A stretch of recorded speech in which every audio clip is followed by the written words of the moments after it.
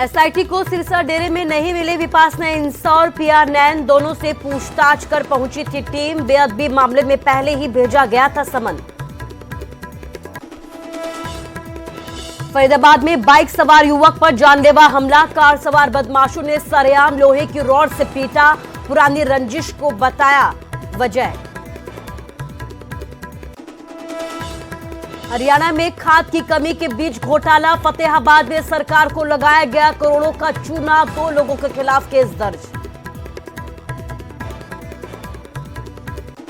धर्मशाला में लापता 2 ट्रैकर्स के मिले शव, 29 नवंबर को ठठारना की पहाड़ियों पर ट्रैकिंग के लिए निकले थे दोनों, खराब मौसम के चलते सर्च ऑपरेशन में आई दिक्कतें। ओमिक्रॉन के बढ़ते मामलों के बीच अच्छी खबर, देश की 50% आबादी का वैक्सीनेशन का काम पूरा। पीएम बोले हम होंगे कामयाब, करते रहें कोरोना गाइडलाइंस का पालन।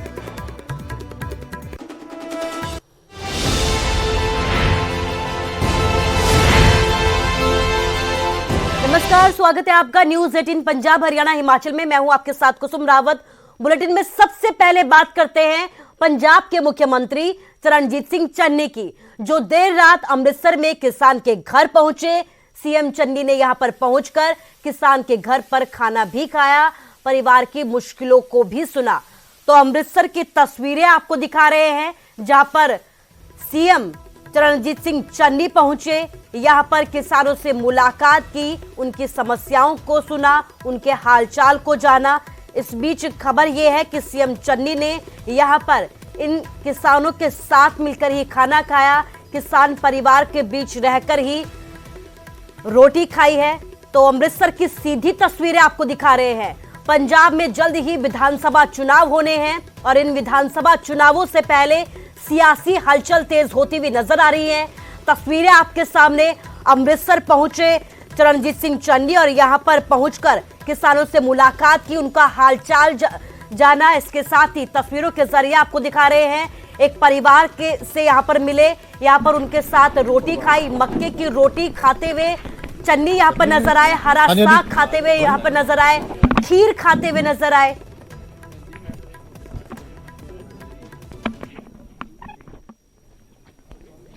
किसान के घर समस्याएं समझने आया और उनको देखने आया हूं कि क्या हालात हैं घर के, कितनी जमीन वाले लोग कैसे कैसे उनको दिक्कतें आती, इससे ज्यादा कुछ नहीं। ਸਾਡੇ ਘਰ ਮੁੱਖ ਮੰਤਰੀ ਆਏ, ਅਚਾਨਕ ਹੀ ਆ ਗਏ ਆ। ਅਸੀਂ ਤੇ ਸੋਚਿਆ ਨਹੀਂ ਕਿ ਸਾਡੇ ਘਰ ਆਉਣਗੇ, ਪਰ ਸਾਨੂੰ ਬਹੁਤ ਖੁਸ਼ੀ ਹੋਈ ਆ।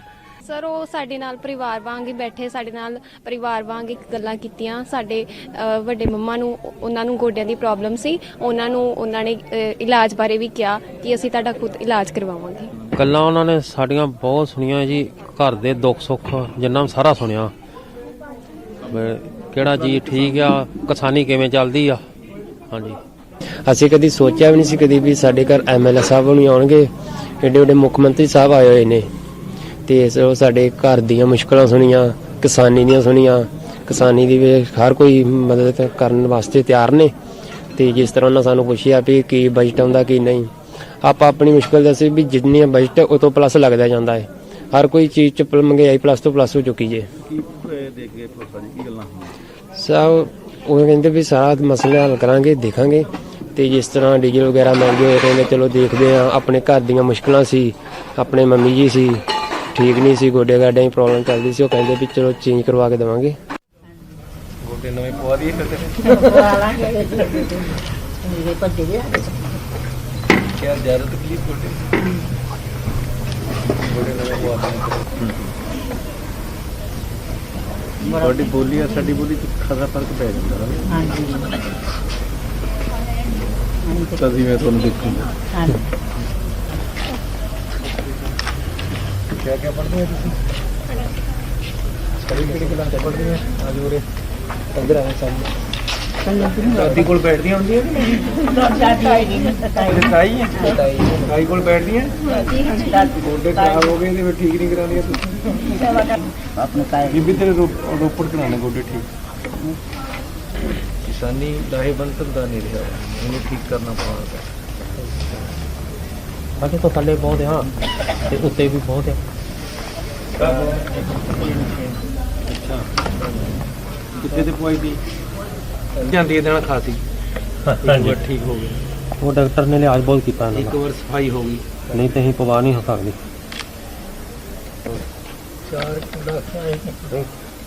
185 ਦਾ ਬੇਸਮੇਕਰ ਪਿਆ ਕਿੰਨੇ ਸਾਲ ਹੋ ਗਏ ਤੇ ਸਾਰੇ 2014 ਇਹਨੂੰ ਦੋ ਮੰਮੀਆਂ ਬਹਿ ਗਈਆਂ ਨਾ ਮੰਚੇ ਤੇ ਫਿਰ ਕੰਮ ਕਰਨਾ ਪੈਂਦਾ ਸਿਆਣੀ ਇਹ ਘਰ ਚ ਪੜ੍ਹਦੀ ਹੈ ਹਾਂਜੀ ਪੜ੍ਹਦੀ ਹੈ ਦੋਨੋਂ ਤਿੰਨੇ ਪੜ੍ਹ ਗਏ ਕਰਦੇ ਵੀ ਹੁਣ ਕੋਈ ਉਹ ਮੈਂ ਇੱਕ ਦਿਨ ਕਹਿਤਾ ਵੀ ਪਹਿਲਾਂ ਮੈਂ ਟੋਕਾ ਕਰਦਾ ਸੀ ਫਿਰ ਸਕੂਲ ਜਾਂਦਾ ਸੀ ਕਾਲਜ ਜਾਂਦਾ ਸੀ ਉਹ ਮੇਰੇ ਵਿਰੋਧੀ ਵਿੱਚ ਬੈਠ ਜਾਣਾ ਨਾਲ ਬੈਠ ਜਾਣਾ ਖੜ ਜਾਣਾ ਇਹ ਬੀਬੀ ਨਵੇਂ ਪੁਰਾਣੇ ਕੰਮ ਹੈ ਕਾਗਜ਼ ਜਾਣਾ ਠੀਕ ਨਹੀਂ ਗੱਲ ਮੇਰੀ ਬੀਬੀ ਦਾ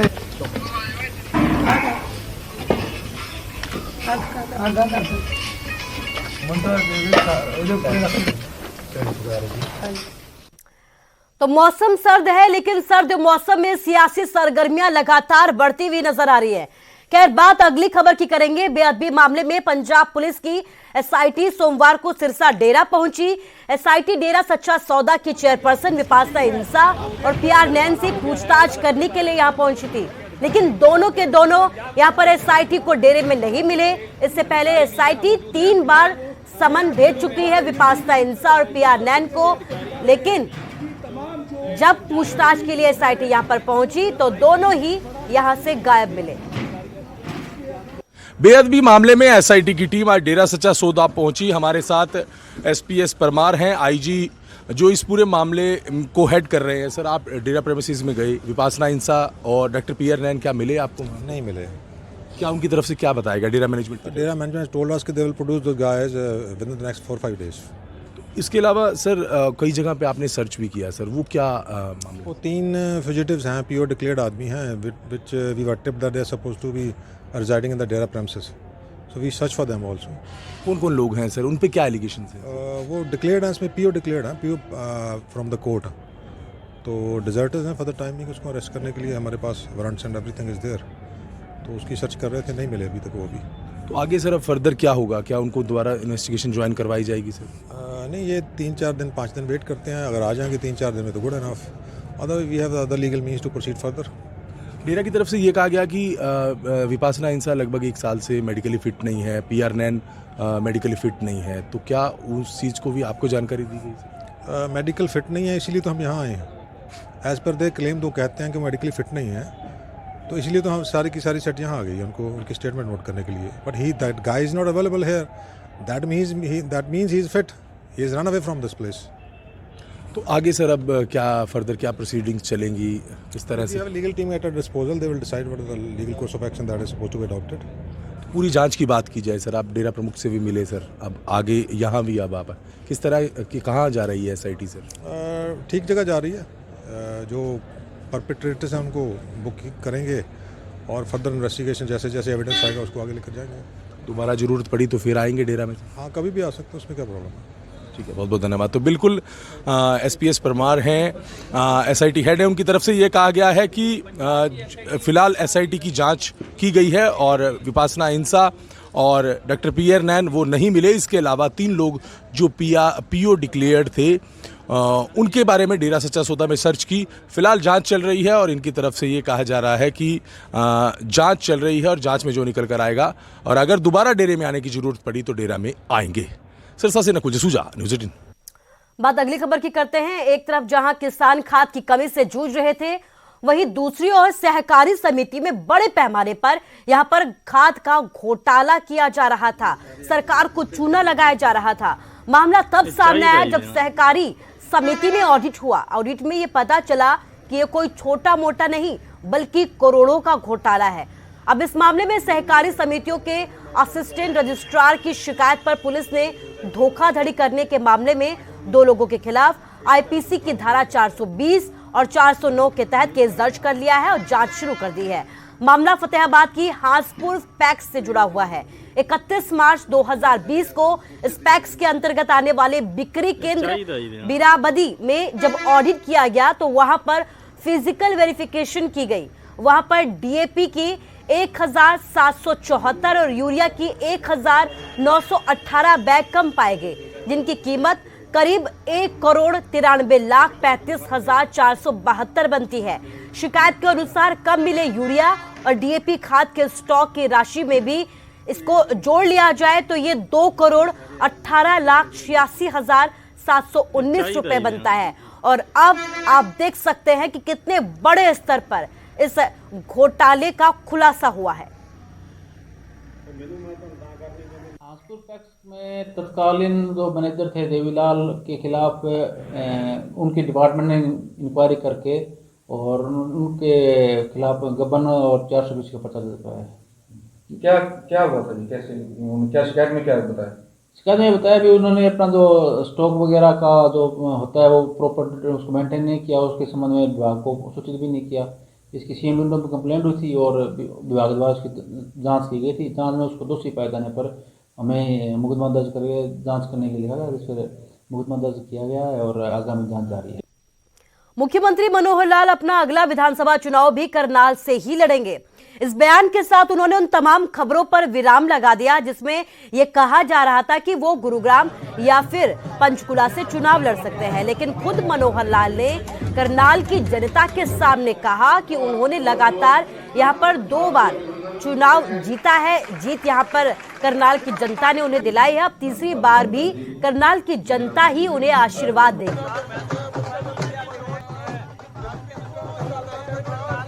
पहले भी संगठन यानी संघ के नाते बीजेपी के नाते उस समय 33 साल हो गए थे।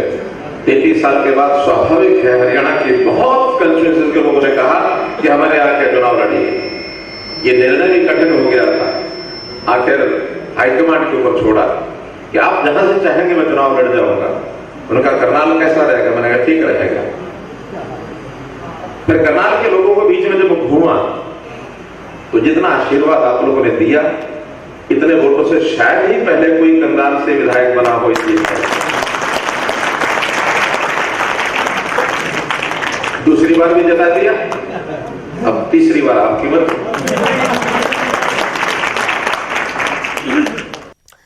खबर फरीदाबाद से है। फरीदाबाद के गांव फतेहपुर चंदीला में आपसे रंजिश के चलते यहां पर बाइक सवार युवक को कार सवार बदमाशों ने हथौड़ों और रॉड से बुरी तरह से पीट डाला और बुरी तरह से यहां पर घायल करते हुए ये बदमाश इस युवक को नजर आए। जिस वक्त इस वारदात को अंजाम दिया जा रहा था, मौके पर मौजूद लोगों ने बीच बचाव करना चाहा, लेकिन आरोपी युवकों ने हाथ में लिए हथियारों से 2 से 3 राउंड फायर करके लोगों को भी डरा दिया। तभी मौके से गुजर रही पुलिस पीसीआर ने 3 आरोपियों में से 2 को मौके पर ही धर दबोचा। मामला पुरानी रंजिश का बताया जा रहा है।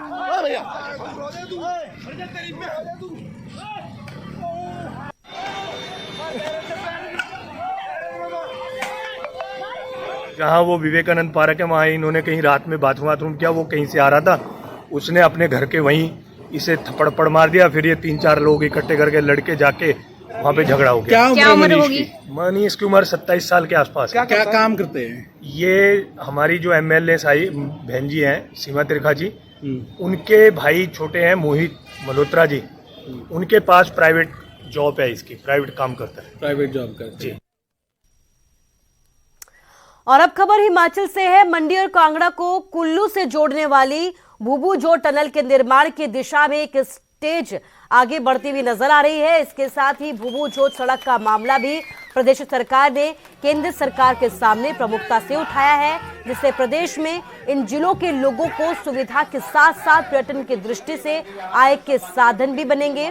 ये बात हिमाचल प्रदेश के मुख्यमंत्री जयराम ठाकुर ने अपने 1 दिवसीय दौरे के दौरान सोमवार को कांगड़ा के मुल्तान में एक जनसभा को संबोधित होते हुए कही।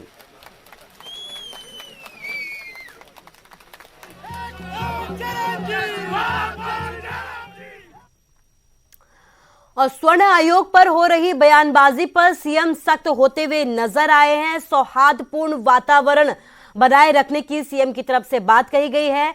खराब माहौल करने की किसी को भी प्रदेश में अनुमति नहीं दी जाएगी। आपको बता दें कि भीम आर्मी के नेताओं ने सीएम से मुलाकात की थी और इसके साथ ही मिल रही धमकियों के बारे में भी सीएम से शिकायत की थी, जिसके बाद सीएम यहां पर सख्त होते हुए नजर आए। डॉक्टर अंबेडकर जी के योगदान को स्मरण करता हूं, उनको श्रद्धांजलि देता हूं और भारत रत्न और उसके साथ साथ में संविधान निर्माता, आज संवैधानिक व्यवस्था जो भारत की है वो उनके हाथों द्वारा लिखित है और देश के लिए एक बहुत बड़ा वो कंट्रीब्यूशन है आज़ाद भारत में मैं कह सकता हूँ।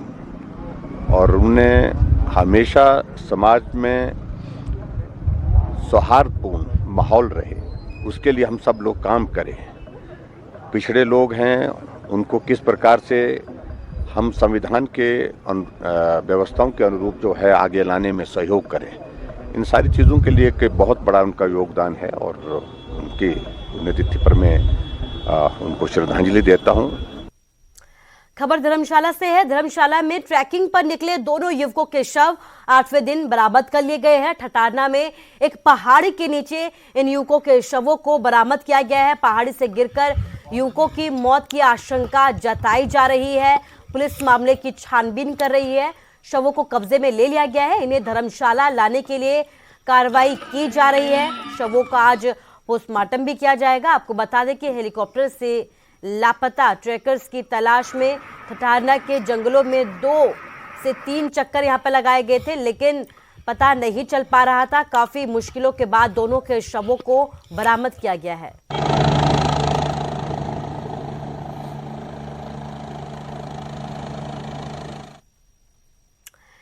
हिमाचल प्रदेश में कई जगहों पर सीजन की पहली बर्फबारी देखने को मिली। मनाली के अलावा शिमला के नारकंडा के साथ कुफरी, सोलंग नाला और जालोरी के दर्रे में भी बर्फबारी हुई। वहीं सफेदी से यहां पर घाटी नजर आई, सफेद होती हुई यहां पर नजर आई। बर्फ की सफेद चादर से यहां पर ढकी हुई नजर आई है। स्नो पॉइंट्स पर भी सैलानियों की आमद बढ़ती हुई नजर आई है। लगातार यहां पर जो है पर्यटकों की संख्या बढ़ने लगी है। इसके साथ ही जाम की तस्वीरें भी सामने आ रही हैं। 2 तस्वीरें आपके टीवी स्क्रीन पर शिमला के नारकंडा और किन्नौर की तस्वीरें हैं। किन्नौर में छिटकुल, नेसंग समेत कई इलाकों में ये बर्फबारी हुई है। आपको बता दें कि इससे पहले नारकंडा के हाटू पीक पर भी इस सीजन की पहली बर्फबारी हो चुकी है। वहीं पहाड़ों पर इस बर्फबारी से पर्यटन कारोबारियों के चेहरे खिलते हुए नजर आए। इसके साथ ही उन्हें क्रिसमस और न्यू ईयर के दौरान अच्छे व्यवसाय की उम्मीद भी हो रही है।